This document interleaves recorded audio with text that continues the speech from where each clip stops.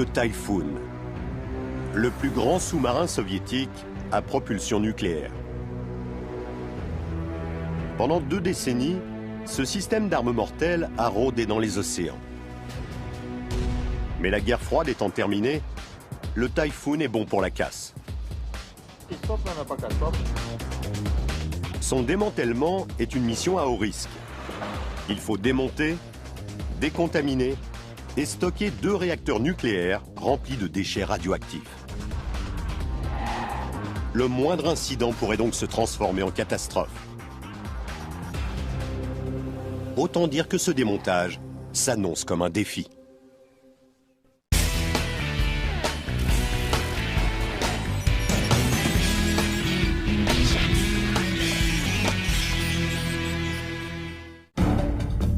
Russie, Severodvinsk, une petite ville industrielle des bords de la mer Blanche. Les températures hivernales y sont très rigoureuses et les heures de luminosité brèves. C'est dans ce no man's land gelé que se trouve une des plus grandes reliques de la guerre froide, un sous-marin à propulsion nucléaire soviétique de type Typhoon. Les soviétiques avaient baptisé ce type Akula, requin, car comme lui, c'est un prédateur redoutable. Mesurant 170 mètres de long, haut de 4 étages et pesant plus de 23 500 tonnes, ce géant est presque aussi imposant qu'un paquebot.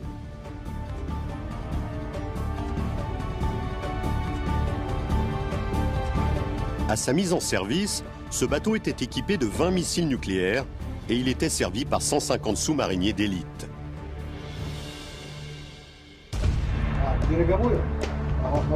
Aujourd'hui, il est entre les mains du commandant Vladimir Pirochkov, un ancien officier de la marine soviétique qui a servi à bord de sous-marins nucléaires pendant plus de 30 ans.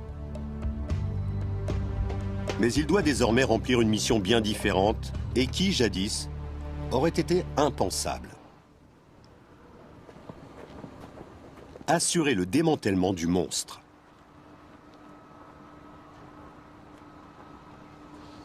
Ce sous-marin a été construit en 1985 et il a été utilisé pendant une vingtaine d'années.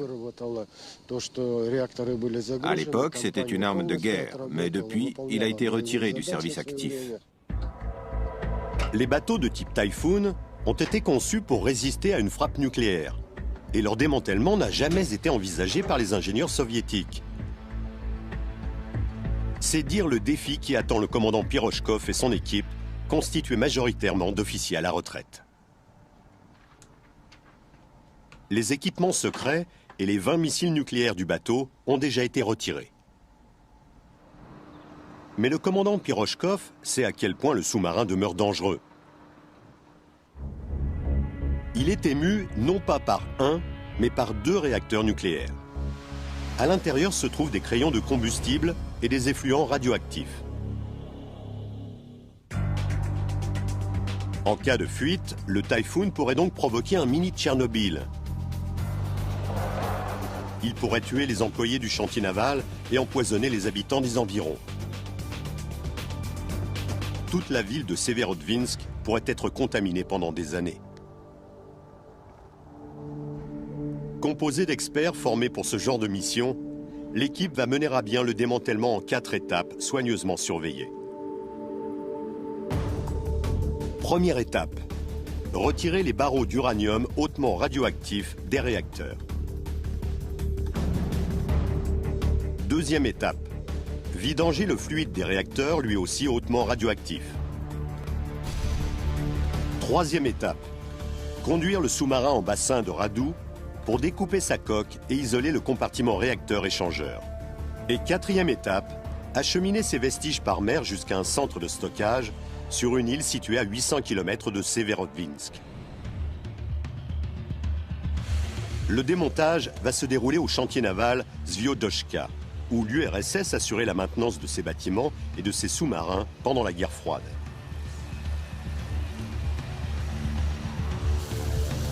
Ça ressemble à un entrepôt de ferrailleurs géants.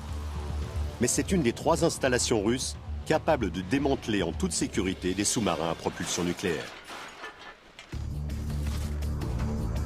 La mission du commandant Pirochkov commence par un matin glacial de février. 24 heures avant le début de la première étape de travail.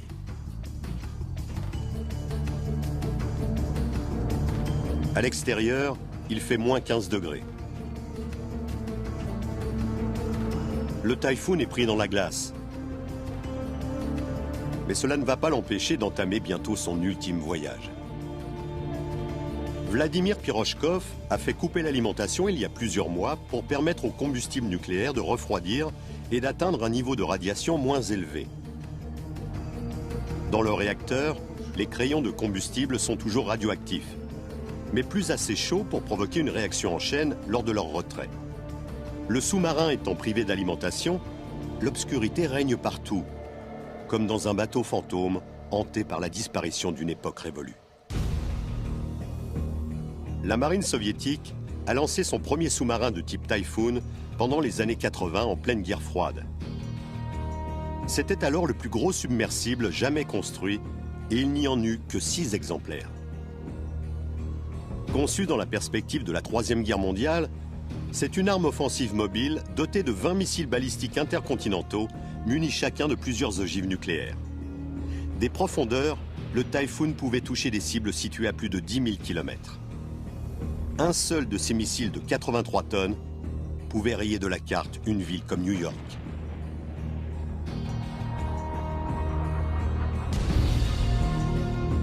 Créer un sous-marin capable d'accueillir un tel armement et un équipage de 150 individus a obligé les ingénieurs à concevoir une coque à la structure révolutionnaire.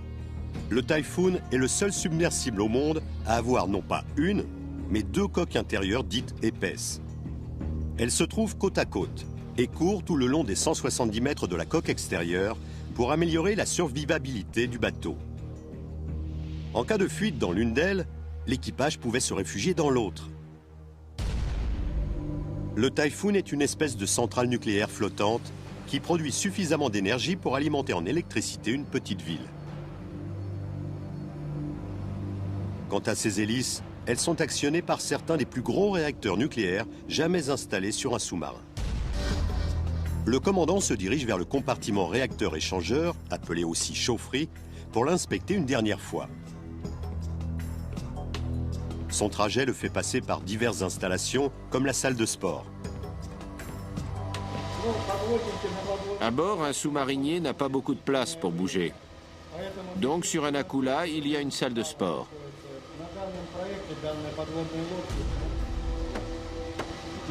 Voilà un sac pour la boxe. Et pour le cardio, il y a des tapis de course. Comme les équipages passaient jusqu'à 4 mois d'affilée sous l'eau, le sous-marin était une petite ville sous la mer. Et le Typhoon était le seul à disposer d'une installation de luxe. Compte tenu de sa taille hors du commun, ce submersible était équipé d'une piscine où les sous-mariniers pouvaient nager. Le commandant Pirochkov se dirige vers le compartiment 19 où se trouvent les réacteurs nucléaires. Pour l'essentiel de l'équipage, cet endroit était et reste interdit d'accès.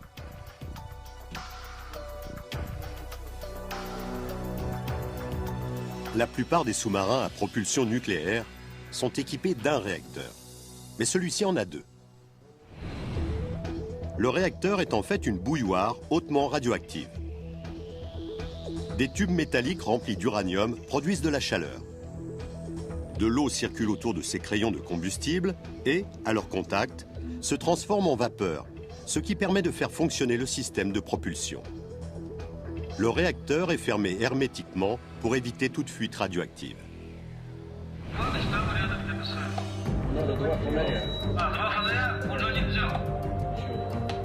À l'aube, les spécialistes entameront une opération difficile, le retrait des déchets nucléaires des 2 réacteurs.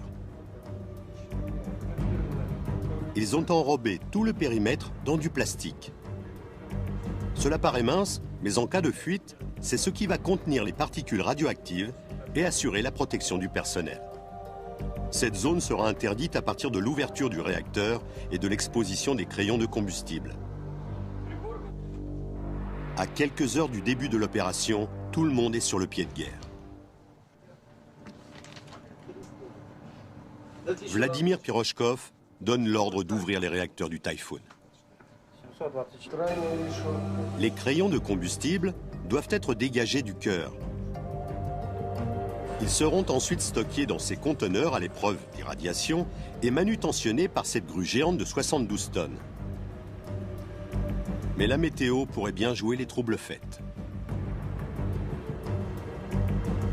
Le chantier naval se trouve à 2800 km du pôle Nord.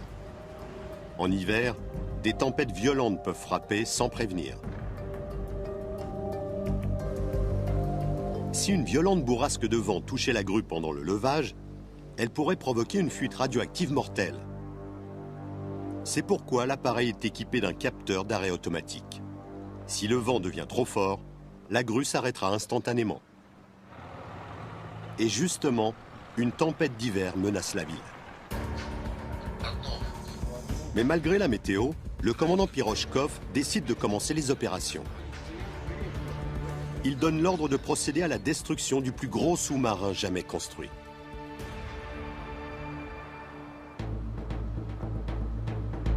Première étape du démantèlement. L'équipe commence à retirer le combustible nucléaire. L'ingénieur Viktor Yermoshenko intervient. C'est lui qui est responsable du retrait du combustible. Cette démarche sert à protéger l'environnement. Nous ne voulons pas que des déchets radioactifs finissent au fond de l'océan, ni que le combustible nucléaire usagé soit utilisé par des terroristes pour la fabrication de bombes sales. Il faut donc le retirer avec précaution. Jamais les architectes n'ont imaginé le défi que représenterait cette opération. Viktor Yermoshenko doit ouvrir les réacteurs pour extraire les barreaux d'uranium tout en préservant son équipe et l'environnement des radiations mortelles. Le processus de retrait du combustible est très dangereux. Il faut donc maintenir des règles de sécurité très strictes et surveiller le réacteur en permanence compte tenu de la radioactivité. Il fait évacuer tous les gens se trouvant à bord. Personne n'a le droit de rester dans le compartiment du réacteur lors du retrait du combustible. C'est beaucoup trop dangereux. Le premier crayon est installé dans un conteneur spécial en plomb, un matériau qui stoppe les radiations. La grue le soulève et manutentionne chaque crayon du sous-marin vers le hangar de stockage. Tout le monde est sur le qui-vive.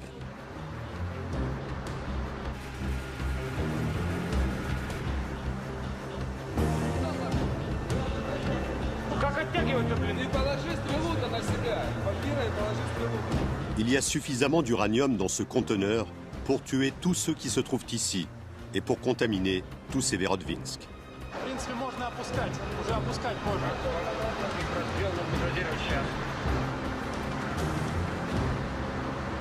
Les ouvriers guident le barreau d'uranium avec le plus grand soin à l'intérieur d'un deuxième cylindre à l'épreuve des radiations.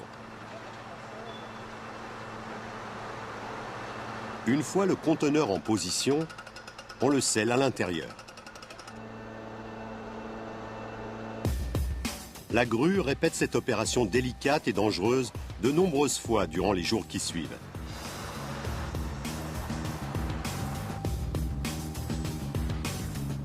La tension doit être constante, malgré le froid et la tension nerveuse.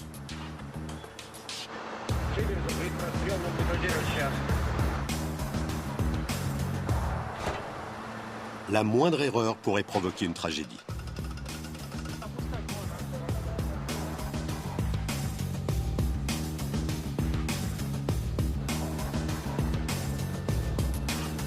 Une fois le dernier barreau d'uranium installé dans son conteneur, la deuxième étape, la vidange du fluide primaire radioactif, peut commencer. Quand le sous-marin était en service, ce caloporteur circulait dans le réacteur autour des crayons pour les refroidir et produire de la vapeur afin d'actionner les hélices. Il est hautement radioactif et donc mortel. Après pompage, le fluide arrive dans cette installation sur les quais. Le fluide caloporteur irradié est stocké dans des conteneurs en acier coulé dans plusieurs épaisseurs de béton. Des techniciens surveillent régulièrement le niveau de radiation. En cas d'augmentation, toute l'installation sera évacuée et close hermétiquement. Mais ces déchets nucléaires ne vont pas attendre ici tels quels. Il suffit d'actionner une vanne pour les faire circuler dans des conduites souterraines qui les acheminent à l'installation où les particules radioactives solides vont être filtrées. L'ingénieur Anton Chaïnikov est responsable de cette opération. Et lui et son équipe portent des vêtements de protection. Ces tenues sont nécessaires pour protéger le corps de toute contamination et pour éviter qu'on emporte des particules radioactives à l'extérieur. C'est pour ça qu'on met une blouse, un chapeau et des surchaussures de protection. Voici le centre nerveux de la deuxième étape, d'où Anton Chaïnikov contrôle tout. Ces tuyaux pompent le fluide caloporteur. Aucun des membres de cette équipe ne le verra jamais. Si cela devait être le cas, cela signifierait que quelque chose a très mal tourné. Ces déchets liquides contiennent des isotopes radioactifs qui émettent un rayonnement nocif pour le corps humain. En plus, ils contiennent un certain nombre d'agents toxiques. Aussi, pour protéger les populations des environs et pour préserver notre environnement, il faut traiter ces produits d'une manière bien précise. Il s'écoule à travers une installation où est retenu l'isotope le plus dangereux, le césium. Un grain de la taille d'une tête d'épingle peut tuer un individu en quelques minutes. Il faut donc traiter le césium à part. Voilà comment ça se passe. Le déchet nucléaire liquide traverse une couche d'absorbant spécial qui isole les isotopes de césium. Cet absorbant se trouve dans un filtre placé dans ce conteneur en acier très épais. Mais même débarrassé de son césium, le caloporteur est loin d'être propre. Un deuxième jeu de filtre arrête donc les dernières particules radioactives lourdes.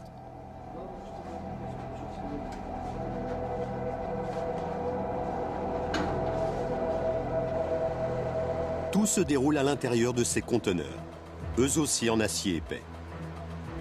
Puis, un séchoir puissant transforme les solides récupérés en un concentré hautement radioactif ayant une consistance proche de celle du sel. Après traitement, le volume de déchets nucléaires est réduit de 100 à 1000 fois. Anton Chaïnikov prélève de l'eau qui a été purgée des concentrés radioactifs et l'envoie à un laboratoire extérieur pour tester sa pureté. Quand il reçoit confirmation qu'elle a été débarrassée de tous ces produits toxiques et radioactifs, il donne l'ordre de la déverser en mer. La première étape du démantèlement dure plusieurs jours. La deuxième, le traitement de dizaines de litres de caloporteurs, dure plusieurs mois. Comme le retrait des crayons de combustible, elle fait l'objet d'une surveillance constante qui peut faire la différence entre la vie et la mort pour les techniciens. Ils mesurent donc en permanence le niveau de radiation à l'aide d'un compteur Geiger. Nos documents indiquent les quantités de radiation maximales que le personnel peut tolérer. Si le niveau dépasse ces quantités, une alarme se déclenche et des mesures sont prises pour le faire baisser. En cas de fuite, la radioactivité se diffuserait rapidement au-delà de cette installation. Le liquide s'infiltrerait dans le sol. Il serait quasiment impossible d'y remédier. Et la zone serait contaminée pendant plusieurs générations. En plus du personnel spécialement formé, un système automatisé surveille le niveau de radiation. La deuxième étape se poursuit comme prévu. Le niveau de radiation est stable et en deçà de la limite, mais cela pourrait changer en quelques secondes. Si ce niveau venait à augmenter, les capteurs le percevraient et l'alarme se déclencherait pour prévenir l'ensemble du personnel. À la fin de chaque journée de travail, tous les techniciens sont examinés de la tête aux pieds en quête de particules radioactives.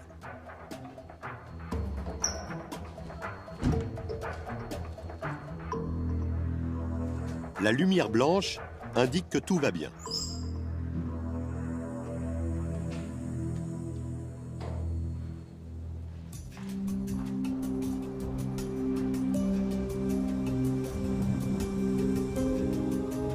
Quelques mois plus tard, l'hiver a cédé sa place au printemps. L'équipe a réussi à pomper sans incident tout le fluide caloporteur des réacteurs et à retirer les barreaux d'uranium. La troisième étape peut donc commencer. C'est peut-être la plus difficile de toutes. Il faut piloter l'immense sous-marin jusque dans un bassin de radoux, juste assez grand pour lui, afin de le découper. L'homme chargé de cette opération, Vladimir Pirochkov, n'est même pas sûr que le Typhoon flotte encore.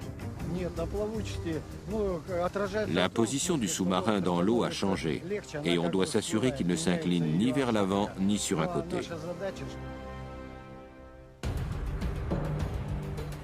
Le soleil de mai a fait fondre la glace qui entourait le submersible et l'équipe le prépare pour son ultime voyage. Il va parcourir 8 km à travers un canal pour entrer dans l'immense bassin de radoux. Là, il va être découpé avant d'être envoyé à la ferraille pour être valorisé. Mais déplacer un bateau de 23 500 tonnes qui n'a plus de moteur n'est pas une mince affaire. L'Akula, le requin soviétique, tient désormais plus de la baleine échouée. Pour commencer, il faut l'alléger. Sinon, les remorqueurs ne pourront pas le déplacer. Et même s'ils en étaient capables, le sous-marin est pour l'heure encore trop pesant pour le fond du bassin. Le commandant fait constamment le tour du bateau, pendant que son équipe découpe les silos de missiles et les ballastes qui assuraient la stabilisation. Ce sous-marin est vraiment énorme et très lourd. Et on fait tout ça pour réduire la pression sur le bassin de radoux.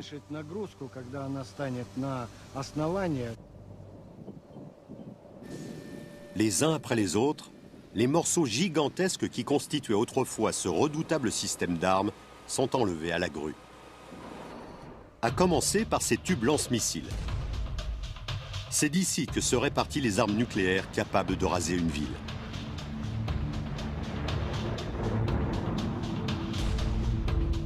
Aujourd'hui, ce ne sont plus que des tas de ferraille, bons pour le recyclage.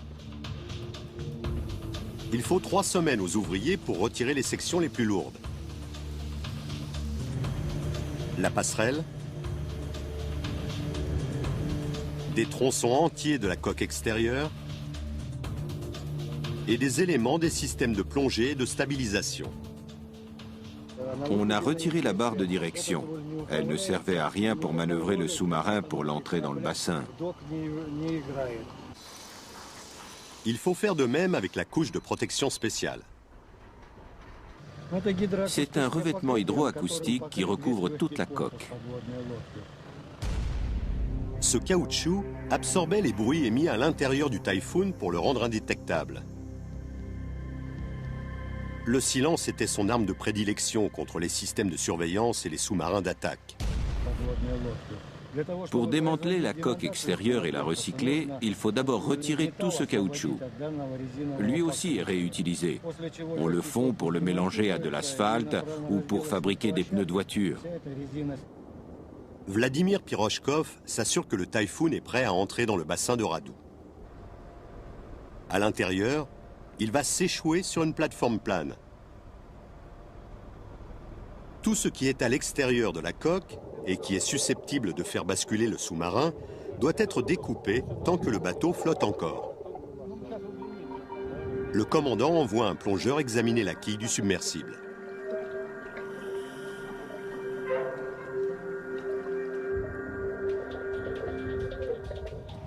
L'homme disparaît dans les eaux troubles. Il fait son rapport au fur et à mesure qu'il parcourt l'immense coque.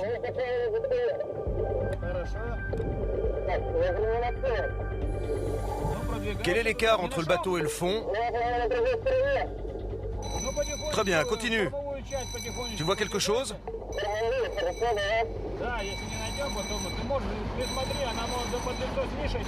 La plongée dure presque 1 heure.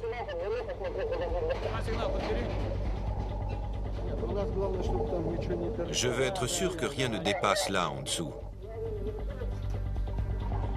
Finalement, l'homme refait surface. Rien à signaler. Je n'ai vu que des poissons, des palourdes et d'autres coquillages. Le Typhoon est prêt à partir. Pendant ce temps, de l'autre côté du port, on finit de préparer le bassin pour son arrivée. Ingénieurs et ouvriers ont construit une structure gigantesque en acier et en béton pour soutenir le bateau. Ces lignes de thym vont supporter le poids du géant une fois que la cale aura été asséchée, mais le sous-marin devra être positionné avec précision à l'aplomb de ses assises. Dans le cas contraire, il basculera au moment où l'eau refluera et il s'écrasera sur le fond bétonné. Le maître de cale, Yuri Kouvardine, devra aligner les 170 mètres du bateau avec une précision inimaginable. Voici les lignes de thym, les endroits sur lesquels le sous-marin s'appuiera. Nous devons le déposer dessus avec une précision de l'ordre de 5 cm. C'est la marge d'erreur dont on dispose. Les lignes de thym sont prêtes. Les remorqueurs attendent. À bord du Typhoon, l'équipe du commandant Pirochkov enroule les câbleaux.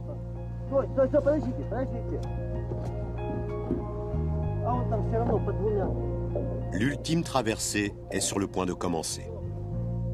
Cette tâche va nécessiter une précision hors du commun, car le bassin de Radou n'a pas été construit pour accueillir un sous-marin de type Akula.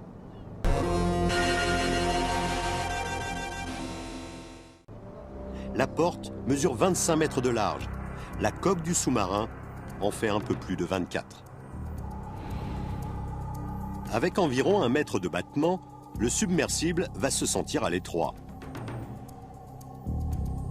Et même si le combustible nucléaire et le fluide caloporteur ont été retirés, le compartiment réacteur demeure encore hautement radioactif.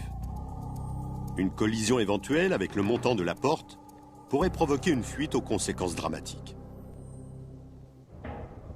Mais encore faut-il arriver jusqu'à la porte. Le sous-marin a été allégé pour que les remorqueurs puissent le manœuvrer. Mais cette intervention l'a rendu incapable de naviguer. Il n'existe aucun mode d'emploi pour démanteler un Typhoon. Quand le sous-marin s'allège, sa ligne de flottaison s'abaisse et sa position sur l'eau change. Notre objectif désormais est donc de le faire flotter sans qu'il ne bascule ni vers l'avant ni sur un côté. S'il devait basculer, il deviendrait impossible à manœuvrer.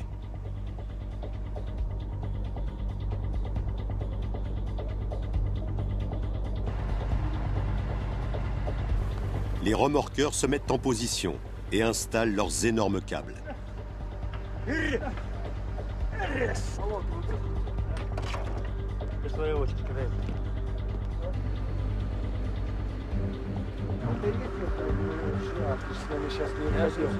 Le commandant Pirochkov donne le signal du départ. C'est lui qui va piloter le sous-marin jusqu'à la porte du bassin.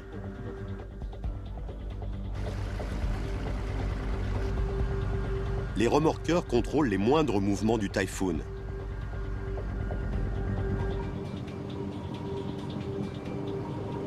Le géant est désormais totalement impotent.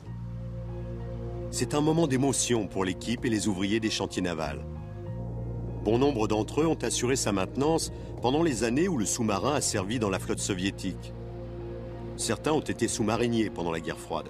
D'autres ont participé à sa fabrication. On dirait des funérailles. C'est dommage. Et en plus, c'est nous-mêmes qui l'envoyons au rebut. C'est l'époque qui veut ça. Qu'est-ce qu'on y peut? Ils doivent faire maintenant leurs adieux à cette arme de guerre incroyable qui a fait la fierté de tant d'entre eux. Le Typhoon avance avec la lenteur d'un escargot, bien loin de la vitesse de pointe de 50 km/h qu'il atteignait sous l'eau. Centimètre par centimètre, mètre par mètre, remorqueurs et sous-marins progressent vers la porte du bassin de Radou. Puis, un des remorqueurs met trop de gaz. L'erreur est minime, mais elle est amplifiée par la taille du monstre marin. Le submersible appuie à sa droite et l'élan que lui confèrent ses 23 500 tonnes est impossible à arrêter.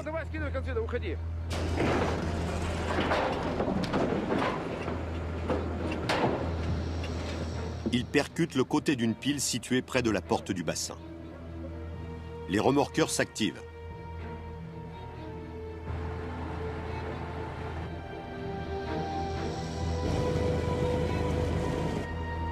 Si la coque a été percée, le sous-marin pourrait couler ici même et bloquer l'accès au chantier naval. Les hommes accourent pour évaluer les dégâts.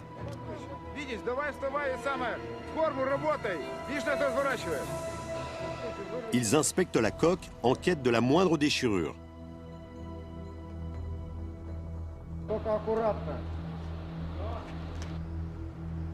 Fort heureusement, elle est intacte. Les bateaux recommencent à pousser le Typhoon vers l'entrée de la cale.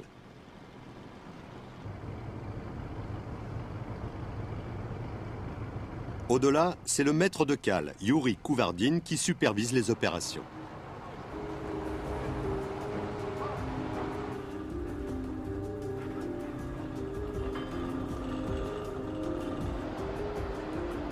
Le submersible est presque aussi large que l'entrée. Et, comme il y a déjà eu une première collision, une deuxième pourrait s'avérer fatale pour la coque et provoquer une fuite dans le compartiment réacteur radioactif. Tout dépend donc du savoir-faire de Yuri Kouvardine. Cela revient à faire entrer un char d'assaut dans un garage pour voitures. Yuri Kouvardine s'en sort bien, pour l'instant. Pas une seconde, la concentration du maître de cale ne se relâche.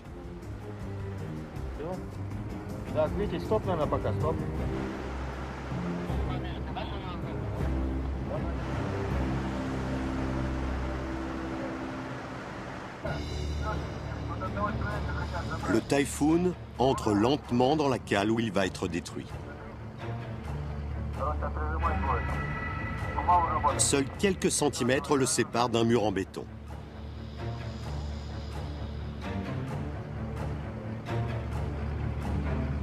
Les remorqueurs n'ayant pas la place pour le guider, ce sont donc les hommes qui doivent haler le sous-marin.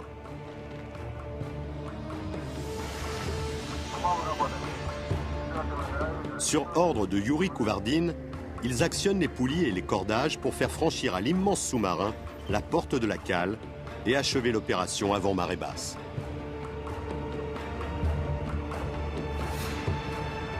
Si la marée s'inverse avant que le submersible n'ait pris place à l'intérieur, le courant va le repousser jusque dans le canal. Et tout le travail accompli n'aura servi à rien.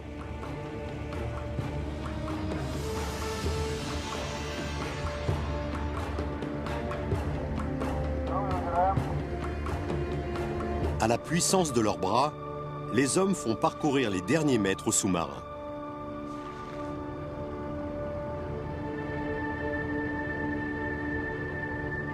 Au moment du changement de marée, la porte se ferme.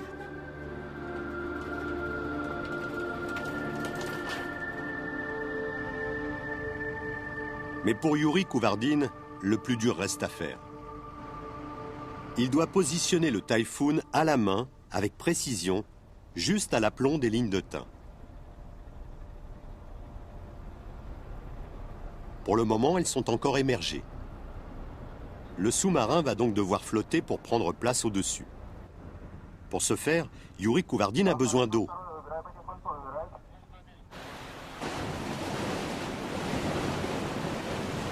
D'énormes pompes entrent en action et l'eau déferle dans l'immense bassin.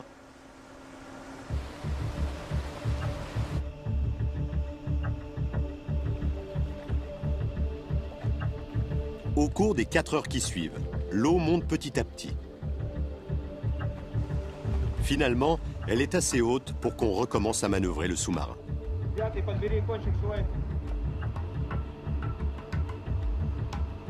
Les câbles se tendent. L'équipe est prête.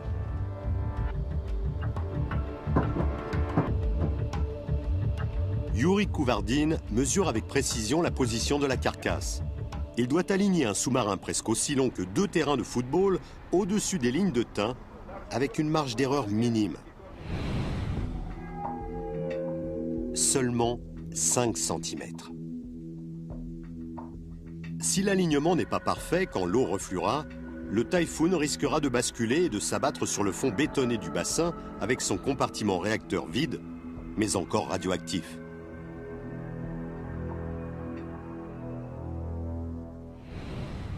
Yuri Kouvardine vérifie plusieurs fois les mesures. Et elles ne collent pas.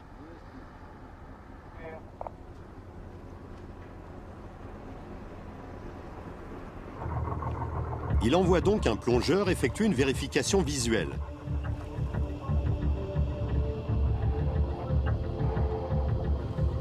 L'homme grenouille longe la coque en faisant son rapport. Quel est l'écart entre les lignes et le sous-marin?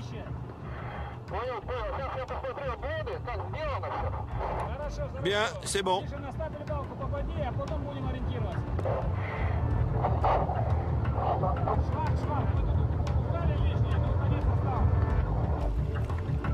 Au bout de 20 minutes, il refait surface. D'après lui, le sous-marin est bien en position. Mais personne ne pourra en être sûr tant que le submersible ne sera pas posé.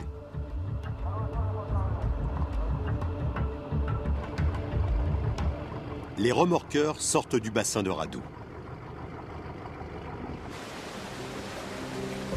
Les pompes se remettent à fonctionner, mais cette fois, c'est pour évacuer l'eau. Le Typhoon, le plus gros sous-marin de l'histoire, apparaît dans sa totalité.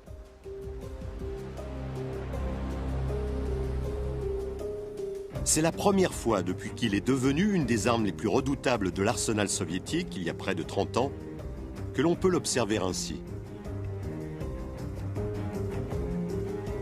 Long de 170 mètres,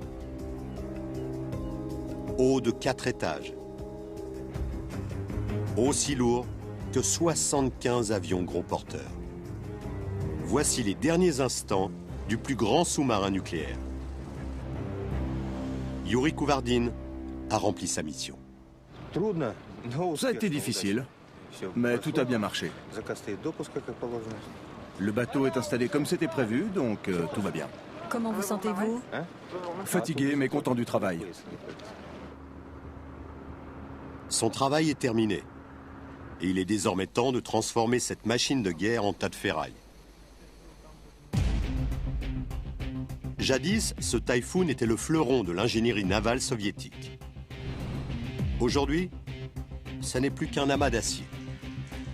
Mais pas n'importe quel acier. Il s'agit du matériau le plus résistant de l'Union soviétique d'hier. La Russie d'aujourd'hui en a besoin. Et le submersible va lui en fournir des milliers de tonnes. Il n'y a qu'un moyen de découper un monstre de ce gabarit en morceaux suffisamment petits pour être fondus. À la main. Chaque jour, des ouvriers munis de chalumeaux enlèvent des sections de sous-marins qui sont ensuite acheminées vers des cisailles gigantesques. Jour après jour, tronçon par tronçon, mois après mois. En quelques mois, le sous-marin se transforme en épave. Reste maintenant à recycler tout ce métal. Il est transféré dans une autre zone du chantier naval gérée par l'ingénieur Andrei Meshkov. C'est lui qui dirige les machines qui vont traiter ces milliers de tonnes d'acier. On peut en faire absolument tout ce qu'on veut. Des tuyaux, des poutrelles, des plaques, absolument tout. Première phase du recyclage, le découpage manuel. L'équipe d'Andrei Meshkov utilise des chalumeaux. Le principe consiste tout simplement à découper l'acier en morceaux de plus en plus petits. Près d'1 an s'est écoulé depuis le début de l'opération. Et nous sommes de nouveau en plein hiver, ce qui complique le travail des ouvriers. C'est dur de manier le chalumeau. Les ouvriers le tiennent à la main toute la journée. Ils sont dehors, qu'il vente, qu'il gèle ou qu'il neige. Ils font un travail vraiment très dur.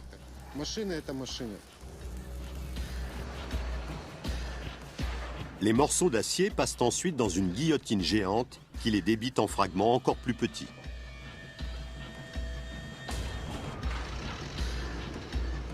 Jadis, la coque du Typhoon résistait à une pression incroyable dans les profondeurs des océans. Mais cette guillotine la découpe comme si elle était en carton.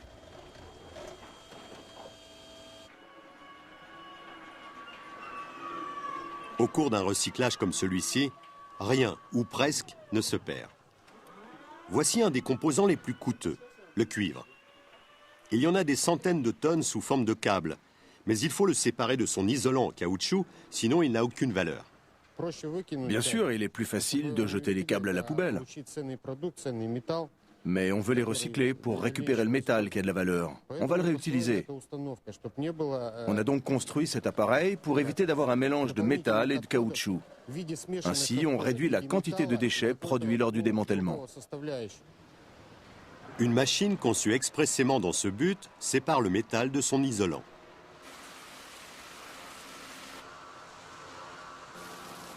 Puis, elle recrache des petits morceaux de cuivre prêts à être fondus.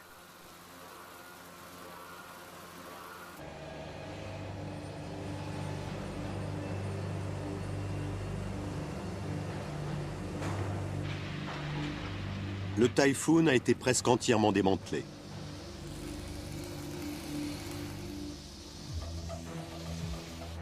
Il n'en reste quasiment plus rien.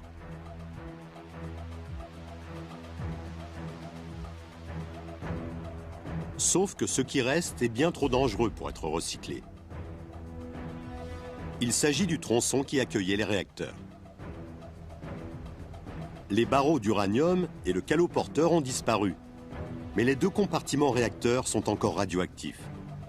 Ils resteront reliés à 4 compartiments vides qui vont stopper les radiations et assurer la flottabilité du tout. Ce métal ne peut pas être réutilisé. C'est pourquoi il doit être remorqué jusqu'à un centre de stockage situé sur une île reculée de la presqu'île de Kola. Yuri Kouvardine reprend du service. C'est lui qui va dégager le bloc réacteur des lignes de Tain pour le faire passer dans la portion la plus profonde du bassin de Radou afin de le remorquer jusqu'au port. Mais il faut d'abord remplir la cale. L'adjoint de Yuri Kouvardine pour cette opération s'appelle Alexander Nikolaïevitch. C'est le contremaître de l'immense installation de pompage. Il y a 4 pompes ici. Mais pour le moment, on n'en utilise que 3. Ces 3 pompes gigantesques déversent des millions de litres d'eau. L'opération dure 3 heures. 3 millions de litres. 7 millions de litres. 11 millions de litres. Le bassin de Radou se remplit doucement. Finalement, après environ 15 millions de litres déversés, le pompage est arrêté. Le compartiment réacteur flotte. À charge maintenant pour le maître de cale de le manœuvrer jusqu'au centre du bassin, puis de lui faire franchir la porte. C'est la dernière mission à risque de l'équipe.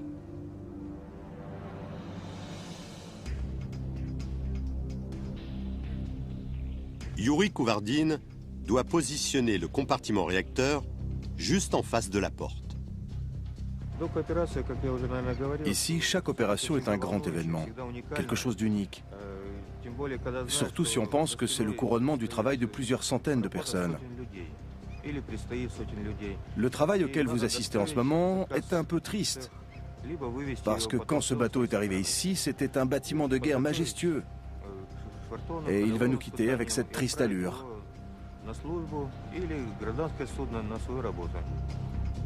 Petit à petit, Yuri Kouvardine fait déplacer le bloc dans la zone d'eau plus profonde.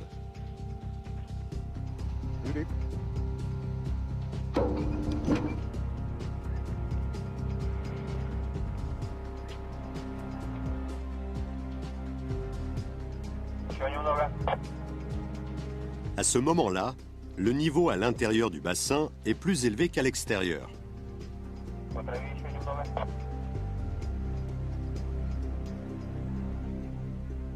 Une fois le bloc en position, il n'y aura plus qu'à vider la cale pour que le niveau soit le même des deux côtés de la porte.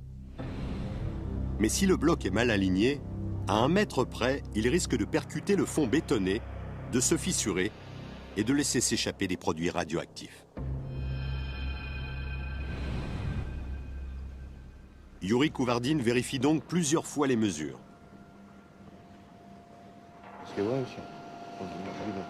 Le niveau d'eau baisse et je vérifie la position des compartiments depuis 3 endroits.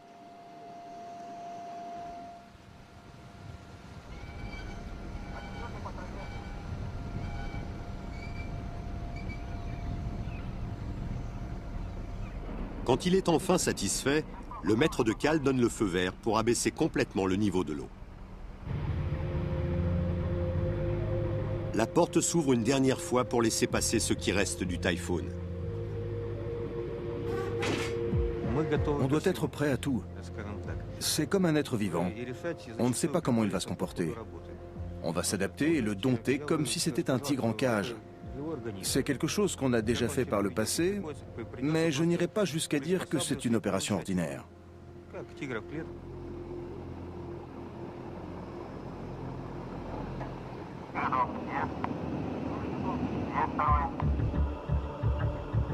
Les ouvriers enroulent de solides câbles autour de 7 grosses poulies.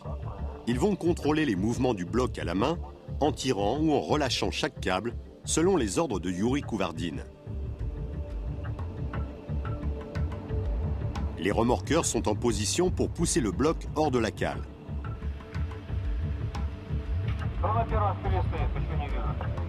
Au commandement, les ouvriers commencent à tracter doucement l'amas d'acier flottant pour lui faire franchir la porte.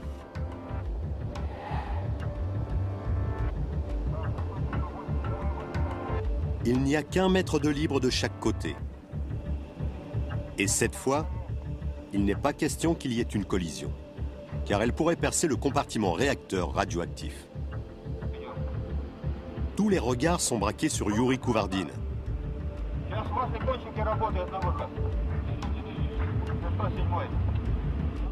On obéit à ses ordres instantanément.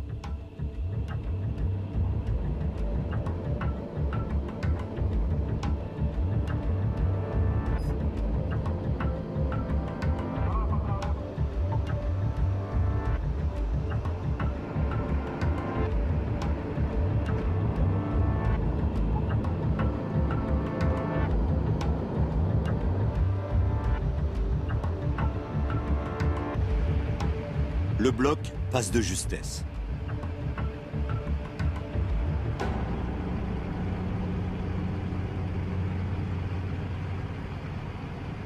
La dernière opération stressante d'un démantèlement qui aura duré 1 an est terminée. Le bloc, l'ultime vestige du gigantesque Typhoon, entame le dernier voyage qui va le conduire au centre de stockage situé à 800 km de là.